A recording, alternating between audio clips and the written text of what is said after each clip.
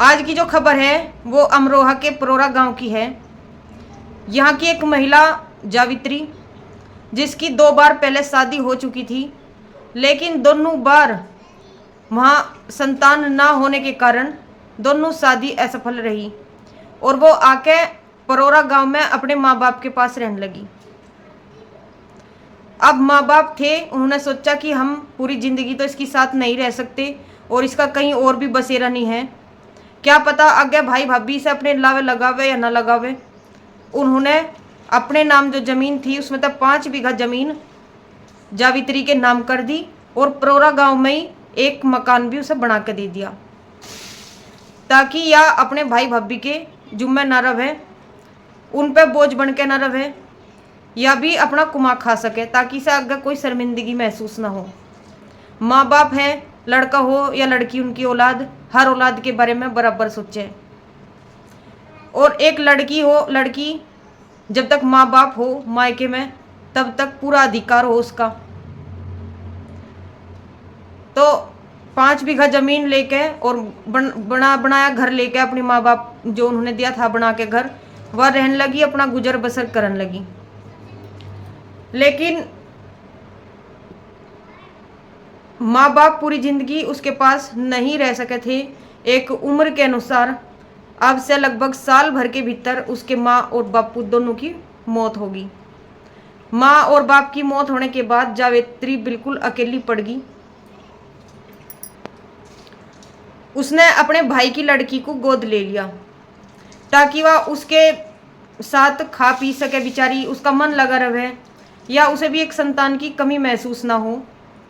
तो उसने अपने भाई की लड़की को यानी कि अपनी भतीजी को गोद ले लिया। लेकिन माँ बाप के मरने के कुछ दिन बाद उसके भाई के मन में लालच आ गया कि जो अब 5 बीघा ज़मीन मेरे बाप ने मेरी बहन को दी, या तो मेरे हिस्से में आनी थी, या ज़मीन मेरी बहन को क्यों दे दी मेरे बाप ने। भाई के मन में यूँ सबसे बड़ा लालच पनप गया और अपनी बहन तय आए दिन लड़ाई झगड़ा करने लगा। आए दिन बहन भाई में वाद विवाद होने लगे। तो इसी लड़ाई झगड़े के चलते भाई ने अपनी लड़की को उस पर तय वापस ले लिया। वापस लेने के बाद जावित्री ने अपने मम्मा के लड़के की लड़की को यानी कि मेरे भाई की लड़की को गोद ले लिया उसने। तो जहाँ भाई भाभी लड़क रहे थे उसके साथ 5 बीघा ज़मीन के ऊपर और उस मकान के ऊपर, उनके मन में और भी ज़्यादा गुस्सा पनप गया जावित्री के प्रति। जैसे रोज की तरह पड़ोसी उनके घर में दूध देने के लिए आकर थे जावित्री के घर में, ऐसे ही रोज की तरह उनकी पड़ोसन एक औरत रोज की तरह दूध लेके आई जावित्री के पास। तो देखा कि जावित्री की अंदर की कुंडी बंद थी। उसने बार बार आवाज़ लगाई लेकिन अंदर तक कोई नहीं बोला। जावित्री होती घर में तो बोलती भी, जब जावित्री थी नहीं तो बोलती कहाँ से। तो जो वह औरत थी उसे कुछ बात ठीक नहीं लगी। उसने जो पड़ोसी थे आपस में, उन्होंने उनकी जावित्री की छत पर जाकर देखा। छत के रास्ते से होते हुए उनके घर में प्रवेश करा जावित्री के। तो देखा कि जावित्री के रूम में जावित्री के बेड के पास नीचे फर्श पे जावित्री की लाश पड़ी थी और मुंह पे एकदम कपड़ा ठुसा पड़ा था, हाथ पैर बंधे हुए थे कपड़े ते। ऐसा लग रहा था पहले उसे जावित्री को कंट्रोल करने की कोशिश करी गई, फिर उसके मुंह में कपड़ा ठुसा गया ताकि यह चिल्ला न सके, और फिर जावित्री की गला घोट के हत्या कर दी। पड़ोसियों ने थाने में इन्फॉर्म कर दिया, पुलिस आ गई। पुलिस ने जावित्री की लाश को पोस्टमार्टम पे भेज दिया और अब उसकी सख्ताई से जांच पड़ताल हो रही। जो जावित्री का ममेरा भाई था उसने आरोप लगाया कि जो इसका सगा भाई और भतीजा है जावित्री का, उनके मन में जावित्री के जो नाम करके थे इसके बाप माँ और बाप 5 बीघा ज़मीन, उसको लेने का लालच इनके मन में पनप गया था।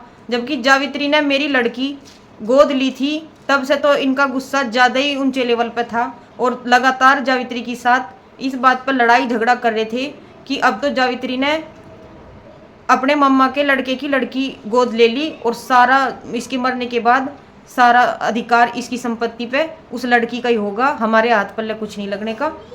तो आए दिन जावित्री के साथ इस बात पर लड़ाई झगड़ा होकर था। तो यही थी पूरी खबर। बहुत ही दर्दनाक घटना है। धन संपत्ति के पीछे आजकल खून के रिश्ते की अहमियत बहुत ज़्यादा कम होगी। क्या एक लड़की का अपने माँ बाप की संपत्ति पर कोई अधिकार नहीं? मान लिया माँ बाप एक लड़की की शादी करके उसे भेज दे, पर जब लड़की का कहीं बसेरा ना हो तो वह आवेगी तो अपने माँ बाप के पास ही। आप सभी की इस खबर पर क्या राय है, हमें कमेंट बॉक्स में ज़रूर शेयर करें। ऐसी ही रियल क्राइम न्यूज़ से अपडेट पाने के लिए हमारे चैनल से जुड़े रहें। अगर हमारी ये वीडियो आप फेसबुक पर देख रहे हैं तो प्लीज़ हमारे चैनल को फॉलो कर लें। मिलते हैं एक ऐसी ही रियल खबर के साथ, तब तक के लिए आप सभी का दिल से धन्यवाद।